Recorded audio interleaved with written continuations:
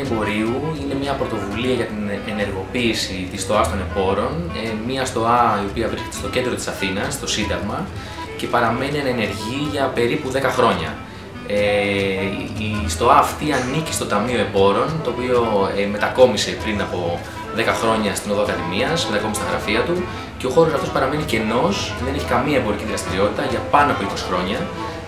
Ενώ πριν χρησιμοποιούταν ως χώρος ο οποίος στέγαζε κάποια κομμάτια του ταμείου, δηλαδή κάποια γραφεία.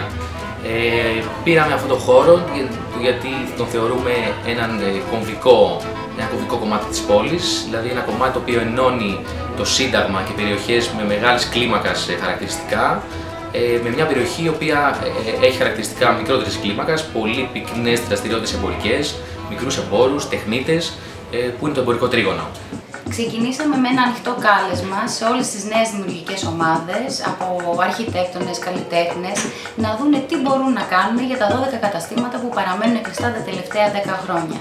Ο σκοπός της ανοιχτής πρόσκλησης ήταν να εξερευνήσουν το παλιό και το νέο εμπόριο όσον αφορά και τις δεξιότητες, τις παλιές δεξιότητες, αλλά με νέες χρήσεις πλέον και νέες τυπολογίες, αλλά και ερευνητικά, γιατί έχουμε κάποιες ομάδες που ασχολούνται καθαρά με την έρευνα του εμπορικού τριγώνου, το πώς αξιοποιήθηκε, το πώς άλλαξε, το πώς ήταν παλιά.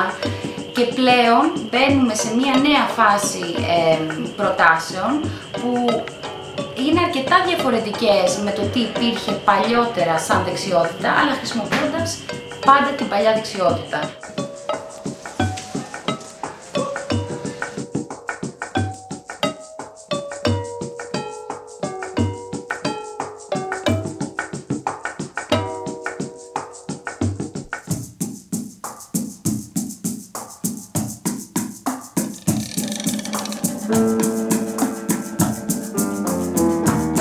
Καταστήματα ανοίγουν πλέον ως εργαστήρια για 4 εβδομάδες και κλείνουν με τα αποτελέσματα των εργαστηρίων τους. Κατά τη διάρκεια των 4 εβδομάδων κάνουν ανοιχτά εργαστήρια προς τον κόσμο, δωρεάν, που ουσιαστικά ανακαλύπτουν τις νέες τεχνικές μαζί με το κοινό.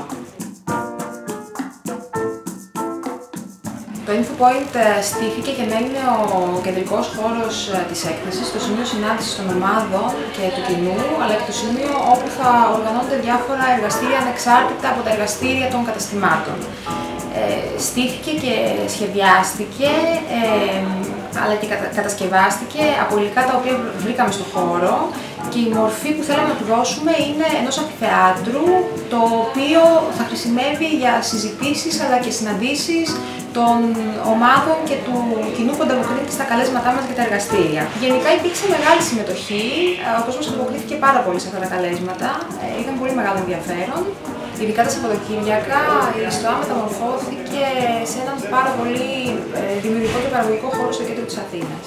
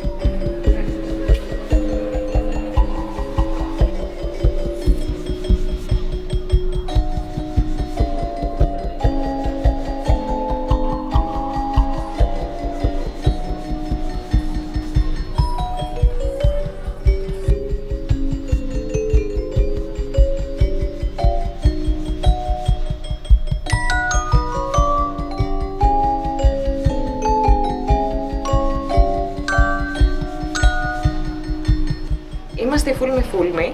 Είμαστε 4, αλλά στην ουσία δεν είμαστε μόνο 4, είμαστε πολύ περισσότεροι. Κανένας μας δεν έχει πλέξει ποτέ του, ή σχεδόν ποτέ του. Έχει πλέξει ελάχιστα από χόμπι, και αυτοί μάλλον είμαστε μόνο 2 που έχουμε ασχοληθεί. Αλλά δεν έχουμε πλέξει pullover, δεν έχουμε πλέξει κουβέρτες. Όλοι μας όμως και 4 έχουμε μπλέξει πολλές φορές. Και έτσι κάπως ξεκίνησε και αυτό το project. Μέσα σε αυτό το μήνα που πέρασε, φροντίσαμε να μπλέξουμε πολλούς περισσότερους ανθρώπους, όσους περάσαν από εδώ, ανάμεσά τους και η κυρία Στέλλα, η οποία έγινε μάστερ, έμαθε να μπλέκει εδώ μαζί μας και έδειξε και σε όλες τις φίλες.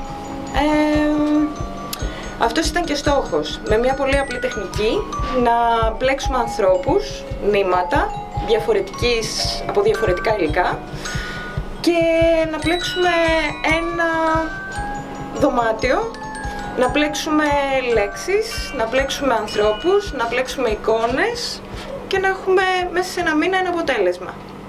Αυτό.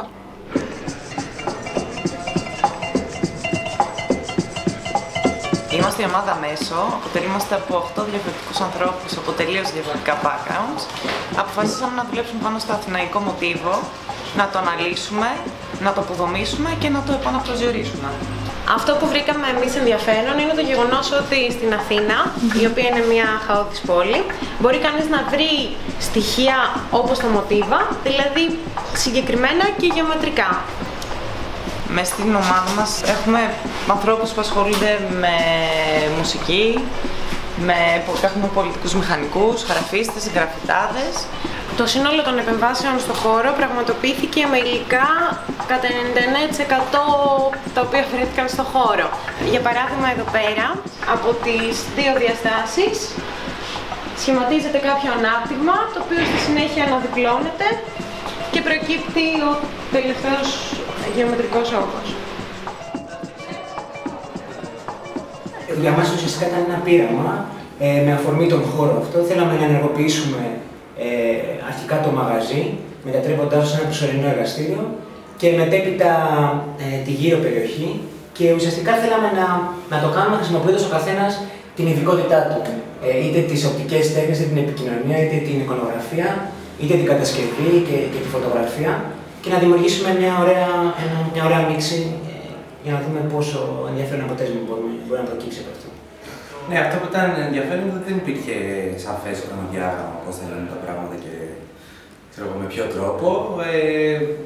Επειδή ήταν και η πρώτη φορά που συνεργαστήκαμε, τουλάχιστον οι δυο μας με τον Πάνο, προσαρμοστήκαμε λίγο σε μια λογική ότι θα μάθουμε από τα προβλήματα που θα προκύψουν. Η ιδέα της ψηφίδας ήταν να φτιάξουμε ένα ψηφιδωτό χρησιμοποιώντας παλιά έπιπλα από εγκαταλελειμμένα μαγαζιά και χώρους της γύρω περιοχής. Ουσιαστικά αυτό το κάναμε πρώτα με ένα ανοιχτό εργαστήριο που καλέσαμε κόσμο να φτιάξουμε όλοι μαζί μικρά ψηφιδωτά και δεύτερον με ένα μεγαλύτερο έργο που το επιμεληθήκαμε εμείς σαν ομάδα. Αυτό θα είναι και το αποτέλεσμα κατά κάποιο τρόπο του εργαστηρίου που θα είναι στην είσοδο την πίσω της ΣΤΟΑΣ ένα μιούραλ ψηφιδωτό.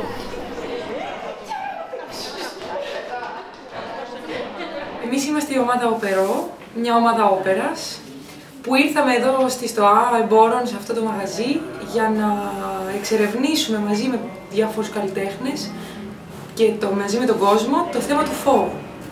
Χωρίσαμε αυτή τη δουλειά σε 3 βασικά στάδια. Το πρώτο είχε να κάνει με τον κόσμο ο οποίος ήρθε και γενναιόδωρα και απλόχερα μας έδωσε και μοιράστηκε μαζί μας τις φοβίες του. Στη συνέχεια καλέσαμε διάφορους καλλιτέχνες οι οποίοι επεξεργάστηκαν αυτές τις απαντήσεις και έτσι αποκτήσαμε πολλές εικαστικές παρεμβάσεις στο χώρο από εικαστικούς, πολλούς μουσικούς αυτοσχεδιασμούς και συνθέσεις καινούργιες από μουσικούς και από ηθοποιούς αντίστοιχα κάποιους θεατρικούς αυτοσχεδιασμούς και χορευτικούς κινησιολογικούς αυτοσχεδιασμούς, όπου ο τελικός στόχος είναι αυτό το υλικό όλο εμείς να το συνδέσουμε στο τέλος και να φτιάξουμε μία μικρή παράσταση.